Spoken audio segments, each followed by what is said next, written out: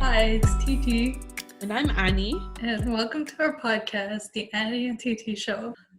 Okay, so my question was, in the recession that we experienced we were pretty young, I think, at that time. I But mean, I was around 18. Well, the one in 2008.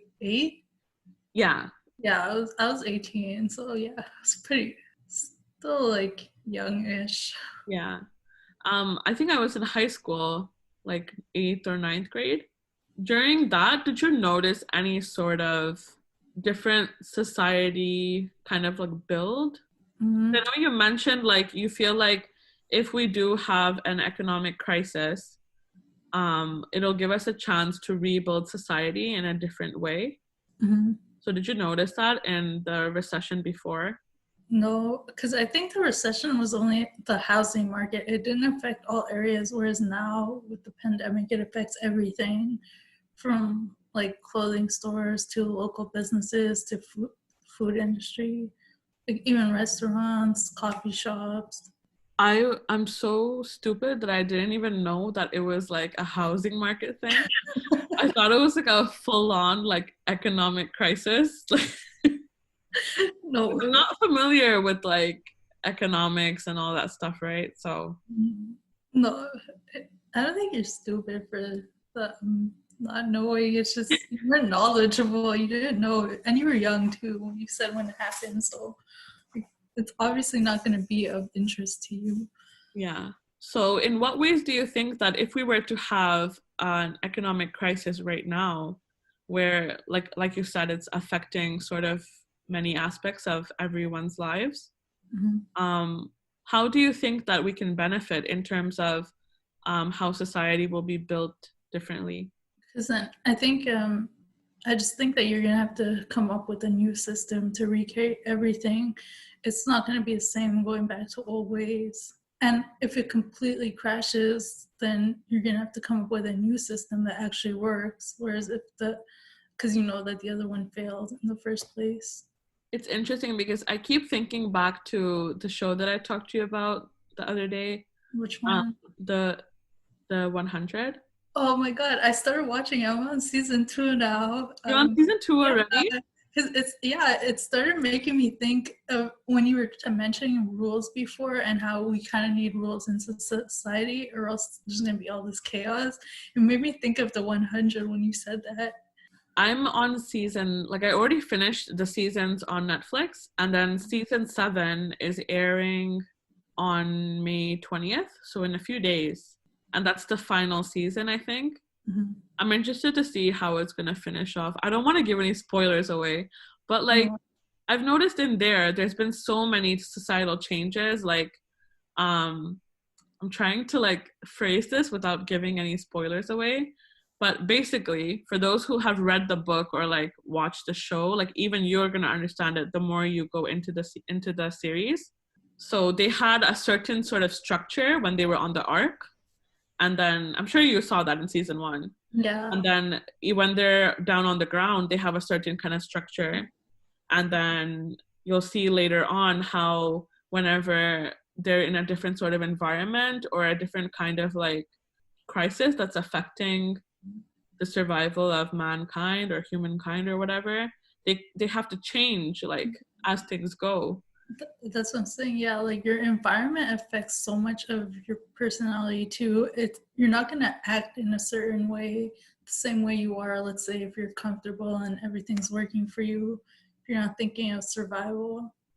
Yeah, I'm curious to see if we do have some sort of like economic crash. Like after hearing you talk about it, I feel like I'm not as worried, and I'm actually looking forward to seeing how things will change because I was on Facebook earlier today and I saw this one I think it was a tweet that someone reposted, and it was basically like saying many people are kind of struggling mentally with this whole quarantine situation. I know that it kind of got to you as well. Like I remember you mentioning it before, like you didn't think it would affect you, but like it is affecting you now. And even for me, like I feel myself finding myself very overstimulated. I'm doing too many things at once because I'm trying to like fill a void, I think. So I would be listening to a podcast while cooking, and then like in between cooking I'm doing something else. And then I'll be like watching Netflix, and then like I'm texting people. And I do sometimes do that in my regular day-to-day life, but now I feel like I'm over doing that. And yeah, it's been kind of affecting me mentally as well. But then it's important to understand that like we were not exactly doing so well before the pandemic either. Like I know that so many people, for example, were working 12-hour days, and it was literally like eat, sleep, work, eat, sleep, work.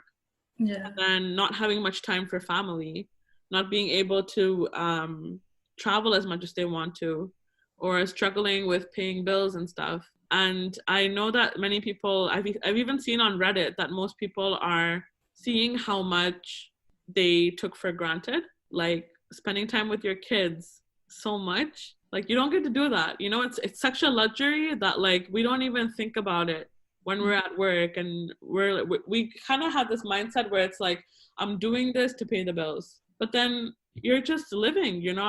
You're surviving. I mean, you're not living. Yeah, because me too. I'm so used to being busy all the time that I would just like rush and do whatever. That's why I started the blog, the podcast, and then like rushing to read books, like finish as many as I can. Like watching my nieces and nephew, like trying to find different things. But then I feel like because I'm trying to do so many things at once too, like you said, it's mentally draining me and exhausting me mentally too. Like before, I was having trouble going to sleep on time and waking up on time. Whenever I still had my online classes, I wasn't really struggling with that. But then as soon as that finished, my sleep schedule was down the drain. My eating schedule and like just like my whole like biological clock, I guess, it was just like horrible. And now like I'm trying to like get that back, and it's just really hard finding some structure during this whole void, because it's like I feel like I wake up and I don't have much to look forward to. It's been almost 2 months. Looking at my calendar since March 7th or 8th. Hold on. Yeah, it has been 2 months. Wow, that's ridiculous. Weird. In Montreal too, it's because, and they want to open stuff soon, and already the hospitals are filled in Montreal that they had to send people to Trois-Rivières. And that's actually kind of far from Montreal, isn't it? Yeah, I think it's an hour and a half or 2 hours away from here. Yeah. So I forget which day it was. I think it was on Sunday. It was so nice outside. And when I tell you, people literally, like, quarantine was just done that day. Everybody and their dog was outside. And it was so difficult to even just make one, like, trip to the grocery store to, like, grab a few things. Like, it was literally, like, congested in there. And I think I even saw some people from New York posting stuff like this too. Like there's people just like, they don't care anymore because the weather is so nice and they want to be out and about. But unfortunately, this virus is like still among us, you know? Yeah, did you see the season where they quarantined everyone in the 100? It kind of reminded me of that. Yeah. But like, luckily for them, that only lasted like a day. Mm-hmm. One thing that I really like about the 100, I don't know why it fascinates me so much, but the whole concept of being able to survive with very little, it always fascinated me. The minimalist thing, that's when you became a minimalist. But like before, I used to be kind of like a hoarder, and then I met you and you were talking about minimalism, and I started looking more into it. And then that's when I started like getting rid of my stuff, selling it, donating it. It's definitely helped me a lot too. And like, I feel like this is something that I would pass on to like future generations as well. Like, I don't plan on like buying like bunch of toys and stuff like that for my future kids, or like even things like a crib. I feel like it's very unnecessary.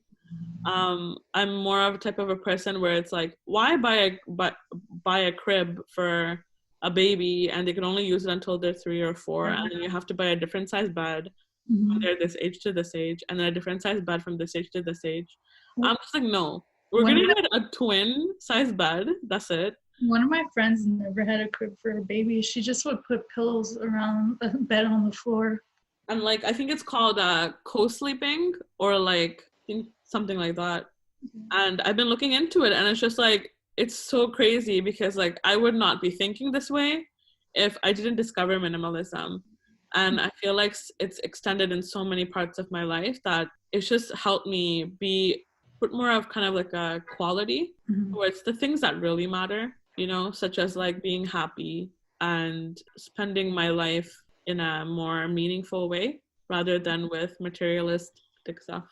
But I don't think I was ever the person that was into materialism. It's just like stuff that people would buy or give to me, and I would just gather it and collect it. But then I had no use for it, so I'm like, oh, what am I gonna do with this? Might as well just donate it. And my mom too, she would buy me so much stuff, and I don't need it. I was never into the whole materialistic thing.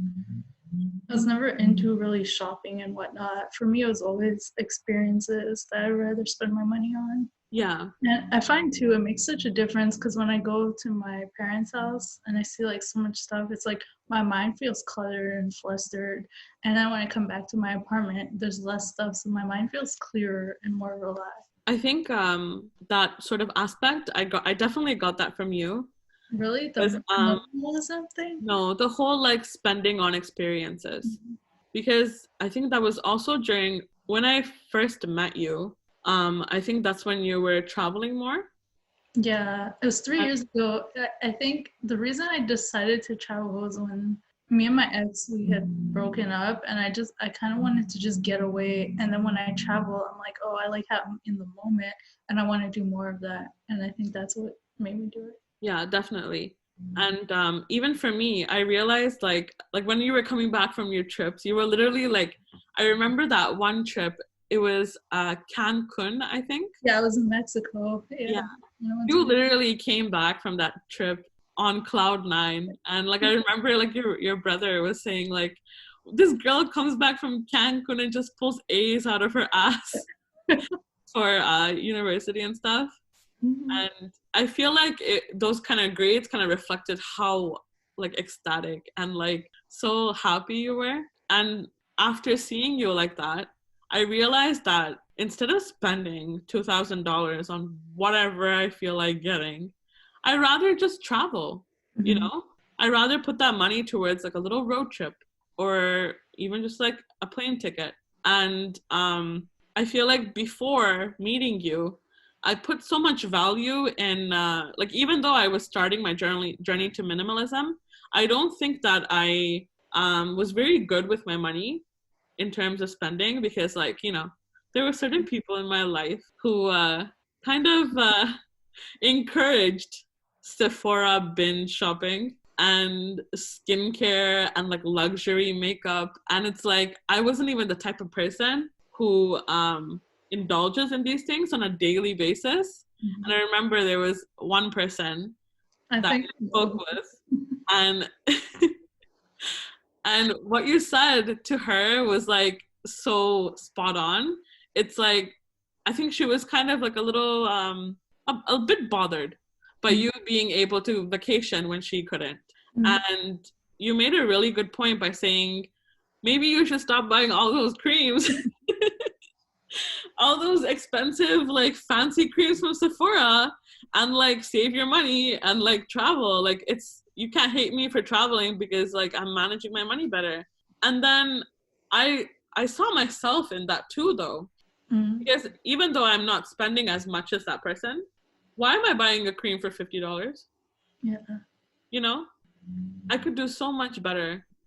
And so that's when I kind of like started having a better relationship with my money. And I think that's really important in my minimalism journey as well, because how can I be a minimalist when I'm just like throwing my money away by eating out often and buying random like luxury things just because it feels good or it's like I'm treating myself. That's such a whole like I feel like it's so oversaturated, the whole like self-love, treating yourself kind of thing. But the reason why I think you feel that way is because there's so much images around us about these beauty standards, and it's like, how do I get rid of that? And then it goes into your subconscious mind, and you don't even realize consciously that you're doing it, but it's all these images that are surrounding us. So that's why it goes inside. That's why I try to stay away from like all these marketing stuff, and unless I really need something, that's when I'll get it. And the only time that I don't ever regret spending my money is on books and experiences. Yeah. Yeah, I think that's the one area that we are vary from, because I think I take minimalism to a different extent whenever it comes to, I call it paper clutter and physical kind of like things. So, but it's honestly personal preference, because you prefer your paperback books, holding them Yeah. and feeling And them, you whereas prefer I the prefer my Kindle. Mhm. Yeah.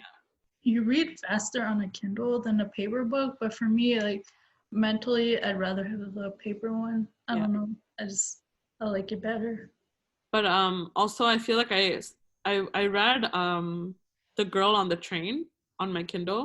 Hmm. That was one of the very first books that I read. I finished it in like a few days. Yeah. And It, after it was done, I really only remembered the major parts of the book, rather than those little things that really make the story. And yeah, it made me understand that, slow and steady is kind of like the way to go. And I don't know why I was racing through it so much. I think it's just like having this new fancy gadget and you just want to race through it. Whereas with the book, you're like, you you kind want of, to enjoy. You want to sit and enjoy. That's what I feel with a book yeah, compared you want to to. just like cozy up with it and enjoy it. Yeah, Yeah. that's true too. But yeah, that's why I started the whole like because you gave me that idea when you're like, oh, you should take a picture at the end of the year of all the books you read. So this year I'm like, oh, I just started a story, highlight and put it on that, like Yeah, the books I read in the month. it was from Nicole Richie. She is literally like bookworm goals. Yeah, I I feel like wish I she's could. different. I guess because of who she used to hang out with and whatnot.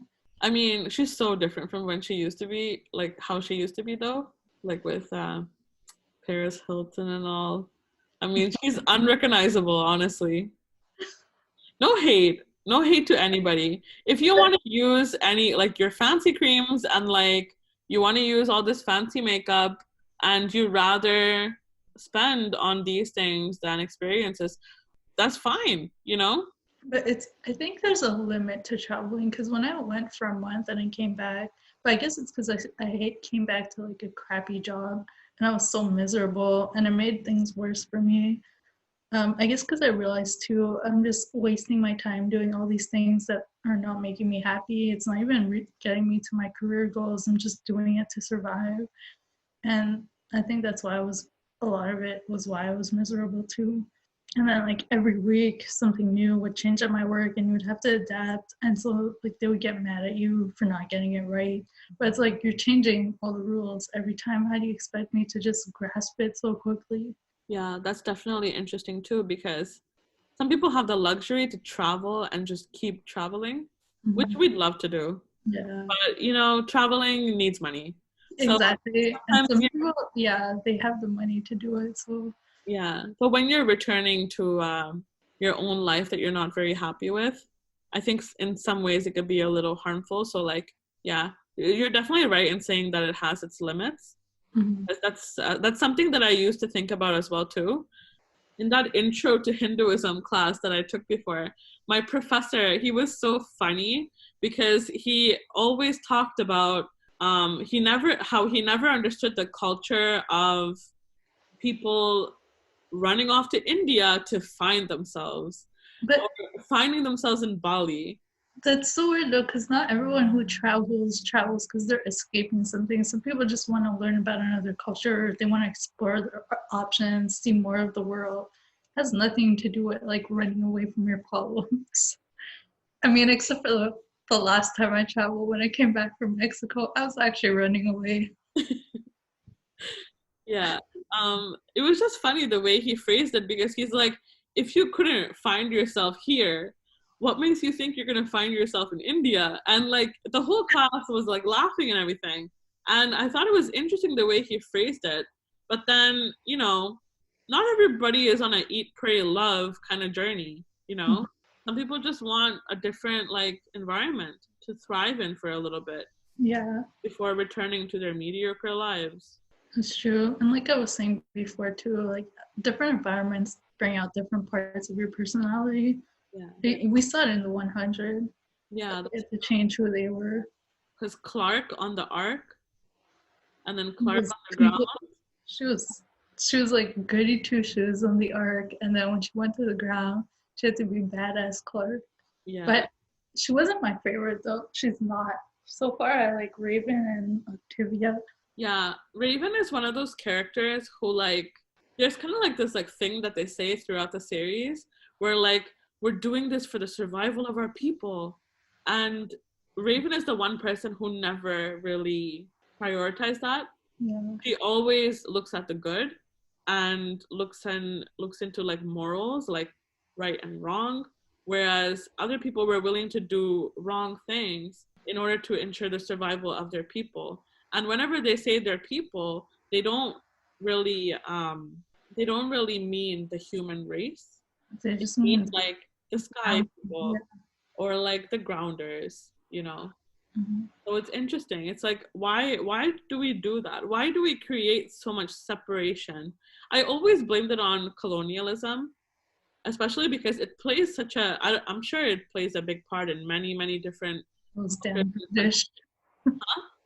I said those damn British. those damn British. It's always the British. Yeah, I mean, look what happened with Brexit.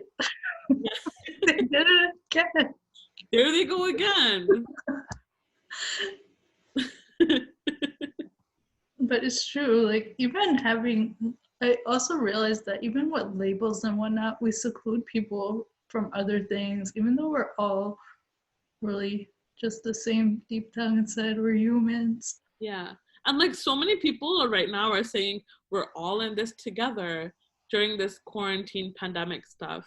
And Not really. Some people have it worse. I mean, that's what I say ish when I say that we're kind of in the same situation, because the ish makes it like some people have it worse, some people have it better. yeah, because so many people are really struggling right now. And it's not even just like you have a job and I don't. It's more like I can't do this. Mm-hmm. And you can, you know? Even my cousin, she hates her job so much, but the fact that like she has kids that are at home and she has to feed them, it's like I can't just quit my job like that. And she likes the financial freedom of having her own money and not relying on her husband or whatnot to make their income. My goal is to be financially free at some point in my life. Yeah. I was gonna say 30, but the closer you get to 30, Oh my God. the farther financial freedom feels. Yup. Yo, imagine you like me. Shit. Oh yeah, that's true. You're closer to you're 29. Yeah. I'm gonna be 30 soon. The big 3-0. So what are your thoughts on turning 30?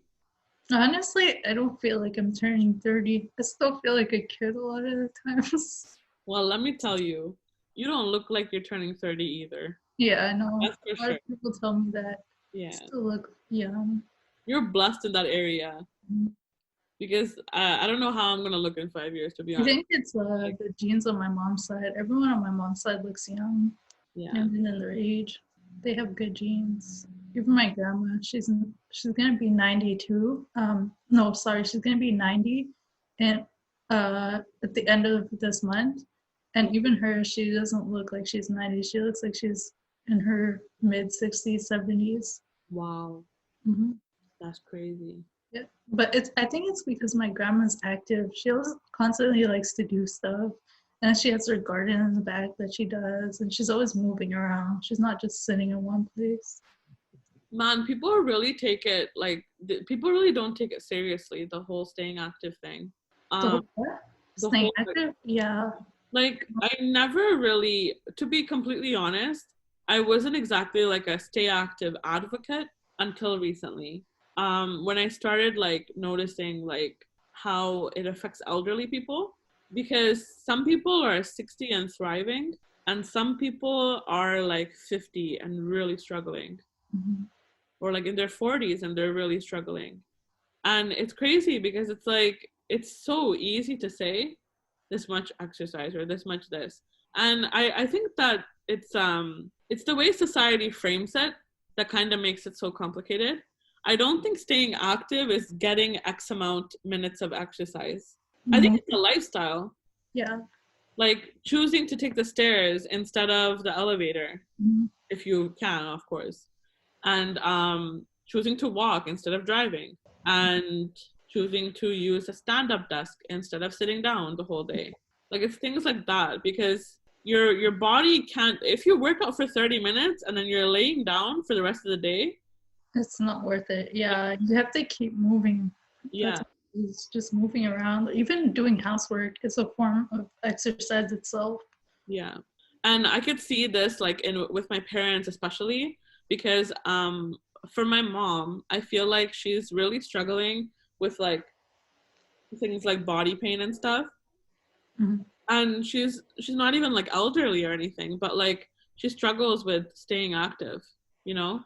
And even when we were much younger, we were of course more active because we were younger, but my mom, she kind of struggled with that quite a bit, especially being like a stay-at-home mom kind of thing.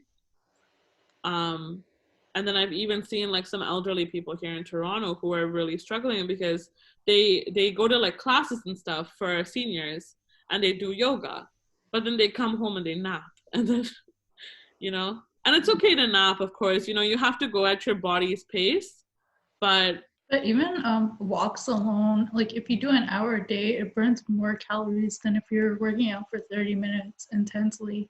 And walks too, they're good for your mind. They just clear it out. So you're reducing your stress levels and you're getting that physical thing your body needs. staying active is like so important, not just with your mind but like physically too, because otherwise you become so forgetful. And like I think like one of the leading like causes of dementia and Alzheimer's is like not having some kind of a routine, or like not having much to do or Mhm. something. I remember seeing that somewhere. But that's why it's so important to like work your mind and your body every day. Like even if it's 30 minutes every day, to just read for 30 minutes and work out for 30 minutes.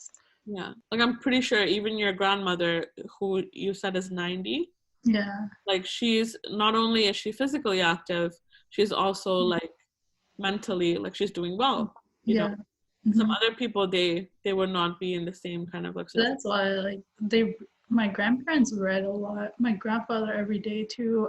He would just get a newspaper and read it out, and then he would have books too that he would read. Yeah, So he's like, yeah, if you don't work this, like, how are you supposed to have anything else? And he's like, whatever you have in your mind here, no one can take it away. They yeah. can take away everything, but if you have knowledge, you can rebuild everything. Oh my god, that's so true. Yeah, he would always like his like the two lessons I learned from my grandparents, like my grandfather before he passed away, he's always like take your education because knowledge is powerful and no one can take that away from you.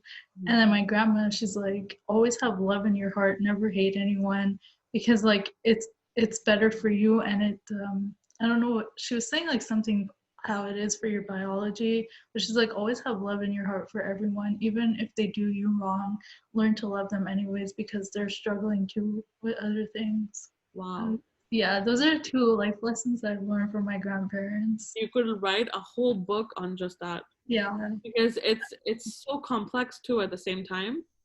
A lot of people don't like really take it for granted, yeah. you know, like the whole like having love in your heart and stuff. It's like for me especially.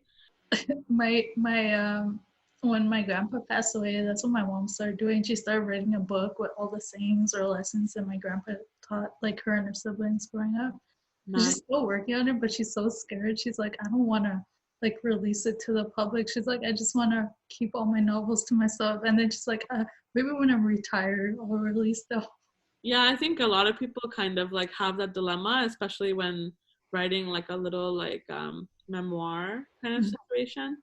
Because I do want to write one as well, because I think my life has a lot to like a lot of things went down, I guess, that I think would be enjoyable for some to read.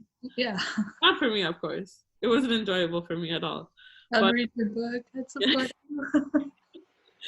but at the same time, as much as I would love to put my story out there, you know, things get misinterpreted and stuff like that. And not everyone is going to be supportive. So that kind of holds me back a little bit.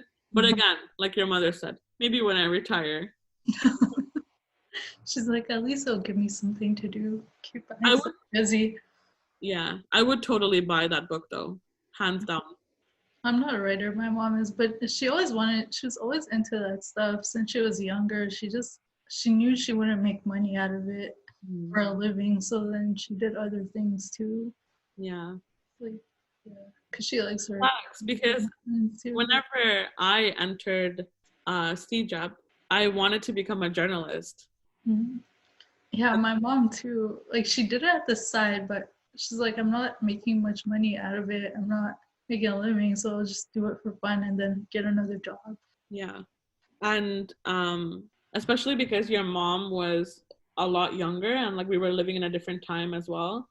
And right now, it's like so competitive, the field, and especially with all the technological advances, there's kind of like almost like everyone can become a journalist almost. Like there's like even like there's literally like this thing called citizen journalism where like tweets are considered journalism. Yeah, And I heard of that.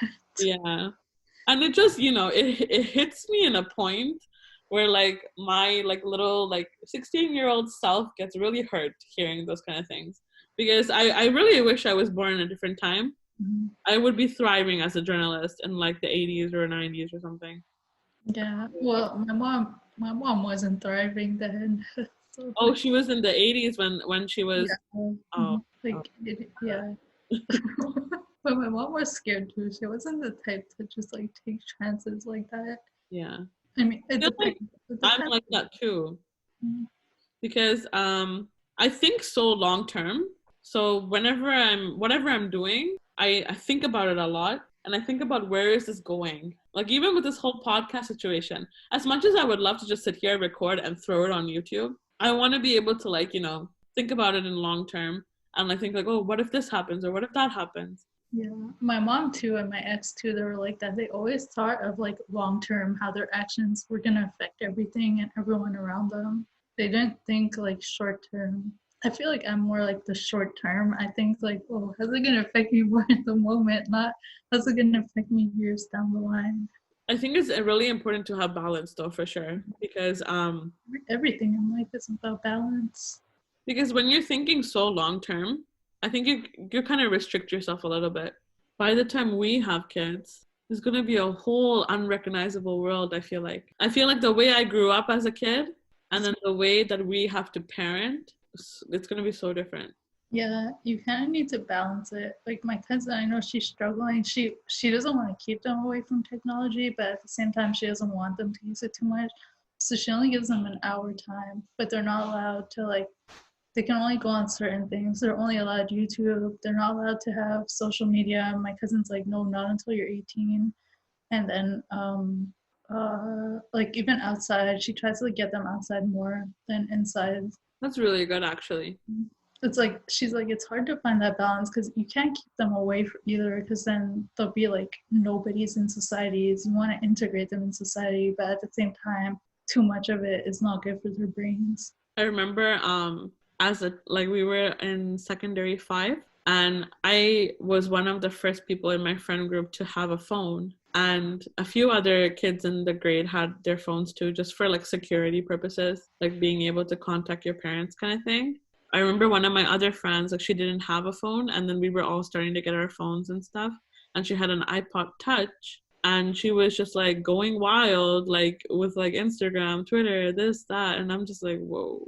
Yeah, it's crazy because like you buy an iPod for a kid and then they're doing all this. Yeah. And it's like, why did I even bother? It sucks with social media because it makes me wonder, what is social media catering towards? Because I understand using your phone and then you have social media on it too. Mm-hmm. Like you have like the little messaging apps and stuff. But then you have like iPads and like you have desktop version of the social media and then you have like an iPod or like whatever. that has these like social media applications. So it makes me wonder, like, if you don't have to have like a SIM card or like a phone line to use these, like, who are they catering towards? I know it's towards younger people, but I feel like they're catering towards much, much younger audiences too.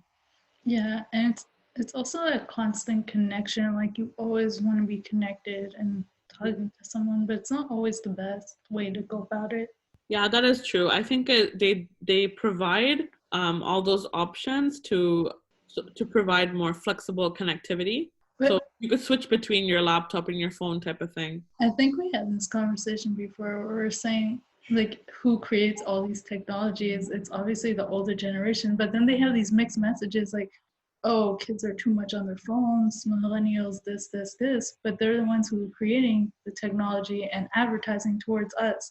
So obviously you're targeting, it's not our fault, it's your fault for creating it and advertising it to us. Yeah. It was for my research project. I was kind of like researching like digital marketing and all that and like the generational gap kind of thing. And it was crazy how much like baby boomers think we're so obsessed with our phones, but it's like it's the like Generation X creating all this. All right, folks, that's all for today. Thank you so much for listening. Subscribe, like, and follow us on Instagram, YouTube, Google Play, iTunes, and Spotify.